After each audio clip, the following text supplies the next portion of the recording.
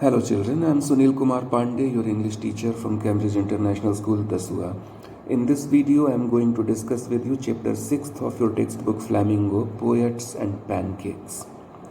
This is a pretty long chapter and will take at least 3 to 4 videos to complete, maybe even more. This is the first of the series and let's begin with the title itself, Poets and Pancakes. What does this mean? The chapter is actually a memoir.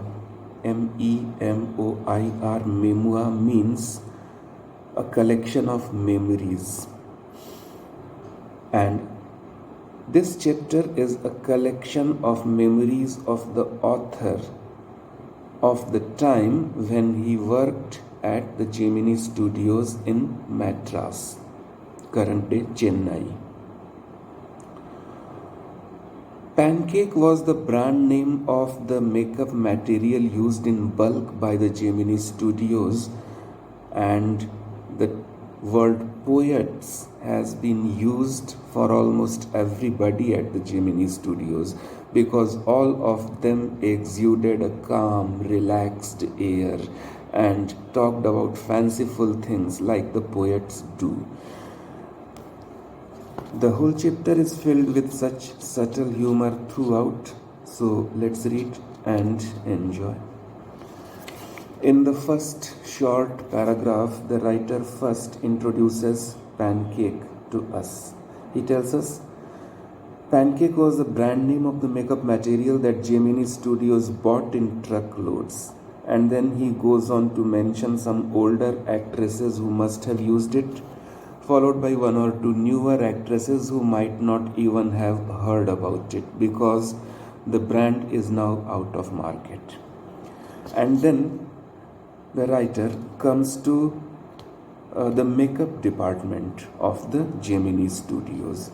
He tells us that it was situated in the upstairs of a building that was believed to have been Robert Clive's stables. But in the next few lines, he very humorously dismisses these rumors about the makeup department. He says that a dozen other buildings in the city are said to have been his residence. For his brief life and an even briefer stay in Madras, Robert Clive seems to have done a lot of moving, shifting houses. Besides fighting some impossible battles in remote corners of India and marrying a maiden in St. Mary's Church in Fort St. George in Madras. This means Robert Clive was in Madras for just a few months. Already more than a dozen buildings in the city are said to have been his residences. Then he is credited to have fought several battles in several different corners of India, which seems well nigh impossible. And then he is also said to have married a local girl at St. Mary's Church in Fort St. George, about whom we find no evidence. So this is actually a comment on our tendency to associate our local places and other things with the names of famous people. Then in the next long paragraph, the writer describes the functioning of the makeup department in detail. He tells us that the makeup room had the look of a hair cutting salon, with lights at all angles around half a dozen large mirrors. They were all incandescent lights. Incandescent lights means electric bulbs, unlike the present day tube lights. So those incandescent lights emitted a lot of heat. So you can imagine the fiery misery of those subjected to makeup. Here, the process of makeup has been described as something like a torture. Those who were subjected to this tortuous process of makeup, and their misery has been called fiery misery. It was as if they were sitting amidst fire because of that immense heat emitted by all those incandescent lights, the electric bulbs. And then he tells us about some of the people working in the makeup department. The department was first headed by a Bengali who became too big for a studio and left. He was succeeded by a Maharashtrian who was assisted by a Dharwad Kannadiga, an Andhra, a Madras Indian Christian, an Anglo-Burmese, and the usual local Tamils. And then again he makes a humorous comment. All this shows that there was a great deal of national integration long before All India Radio and Doordarshan began broadcasting programs on national integration. Today you probably do not listen to All India Radio programs or do not watch Doordarshan, but there was a time when these were the only means of entertainment and information for us. And these two institutions aired a lot of programs on national integration. And the writer's comment is that even before that, the makeup department of the Gemini Studios presented a picture, an unmatched picture of national integration, because there were people working here from almost all parts of India, belonging to several different religions, several different castes, and speaking several different languages. And now the process of applying makeup. This gang of nationally integrated makeup men, this means the makeup men from all parts of the country belonging to all different religions and castes, could turn any decent looking person into a hideous crimson hued monster with the help of truckloads of pancake and a number of other locally made potions and lotions. Again, humorously, the process of applying makeup has been called a process of turning decent looking people into ugly monsters, crimson hued monsters, because the makeup material was applied so thoroughly that those decent looking people, after having this makeup, became like hideous monsters, evil looking giants, and they were crimson hued, of reddish color because of the excess makeup material.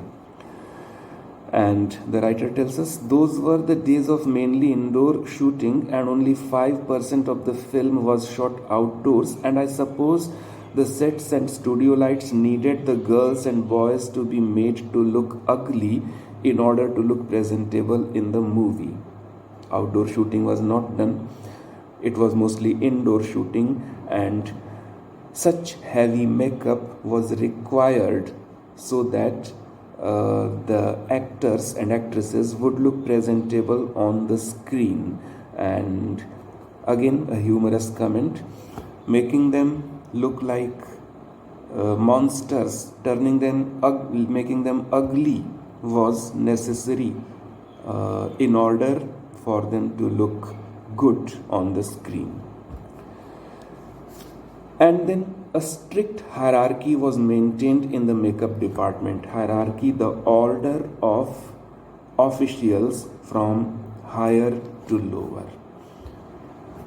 It was not as if any makeup man could apply makeup to any actor or actresses. The due consideration was given to rank. So the chief makeup man made the chief actors and actresses ugly. So chief actors and actresses were the responsibility of the chief makeup man. Then his senior assistant applied makeup to the second hero and heroine. Then the junior assistant did the same to the main comedian, and the process went on. And the lowest level worker in the makeup department was called the office boy. Again, the writer makes a humorous comment that even the makeup department of the Gemini studio had an office boy. This is a humorous comment because his work had nothing to do with office. He was actually a makeup man, and makeup man of the lowest order. And his responsibility were the actors who played the crowd, that means the extras. He applied makeup to them. On the days when there was a crowd shooting, on those days he used to be very busy. Then you could see him mixing his paint, the makeup material, in a giant vessel, giant pot, and slapping it on the crowd players, applying hurriedly to the crowd players. The idea was to close every pore on the surface of the face in the process of applying makeup. The makeup material was applied so thoroughly that not a pore on the skin was left open. He wasn't exactly a boy. He was, although his designation was office boy, but he was in his early 40s. Having entered the studios years ago in the hope of becoming a star actor or a top screen writer or director or lyrics writer. He was a bit of a poet too. So that means this makeup man called office boy had entered the Gemini studios with great hopes, great ambitions, but was reduced to the level of the lowest level worker. Obviously, he was very, very frustrated. In the next short paragraph, the writer describes his own work in the studio and how he was tormented by this frustrated office boy. In those days, I worked in a cubicle, a small office made of transparent glass in the corner of a big hall. Two whole sides of which were French windows, made of transparent glass. I didn't know at that time they were called French windows. Okay. Seeing me sitting at my desk tearing up newspapers day in and day out, most people thought I was doing next to nothing. The writer's job was to go through the newspapers and magazines and take out the clippings of important stories and arrange them in files so that they would provide ideas to the writers for writing stories. So for this, he searched through all the newspapers and magazines of the time made available to him. But he humorously remarked that people looking at him from outside probably thought that he was just reading newspapers and magazines whole day and doing nothing. So, it's likely that the boss thought likewise too. So anyone who felt I should be given some occupation would come forcibly into my cubicle and deliver an extended lecture. So this is again a humorous comment. Almost anyone would come in any time and begin giving him lectures, his own lectures, the stories of his own frustrations. They would act as if the writer had no work to do, although reading newspapers and magazines was the work itself of the writer. The boy in the makeup department, that same office boy, that frustrated man, had decided I should be enlightened on how great literary talent was being allowed to go waste in a department fit only for barbers and perverts. So this office boy would often come in when he had less work, and then he would give extended lectures.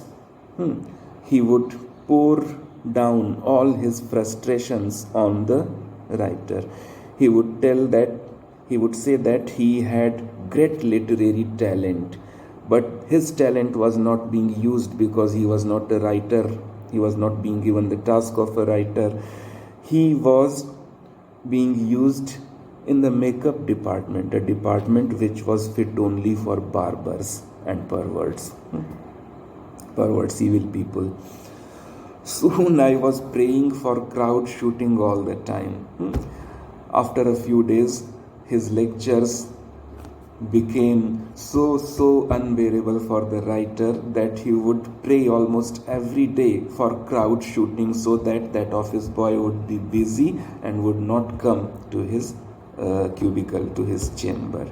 Nothing short of it could save me from his epics, his long stories.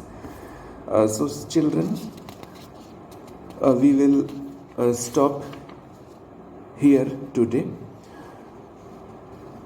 Because the next very long paragraph is on an entirely different aspect. Let's go through some short questions and consider them so far. First one, what does the writer mean by the fiery misery of those subjected to makeup? I hope you understand. I explained this to you. Fiery misery, the torture of undergoing the process of makeup in that hot saloon-like makeup room, and that heat was the result of all those incandescent lights, high voltage electric bulbs. Second one, what is the example of national integration that the author refers to? When you read, you can find the writer mentions people who came from several different parts of the country, belonging to several different religions and speaking several different languages, and they all worked together. It was in this way that the makeup department presented a picture of national integration. What work did the office boy do in the Gemini Studios? We just read his work was to apply makeup to the crowd players, the extras. Why did he join the studios? In the hope of becoming a star actor or director or screenwriter. And why was he disappointed? Obviously because he could not become any of these. He was reduced to the lowest level worker in the makeup department. Why did the author appear to be doing nothing at the studios? Because his job included reading newspapers and magazines all day. He was busy in reading newspapers and magazines, and those who looked at him thought that he was just whiling away his time reading those newspapers and magazines. Alright children, we stop here and we will read the next part tomorrow. Thank you.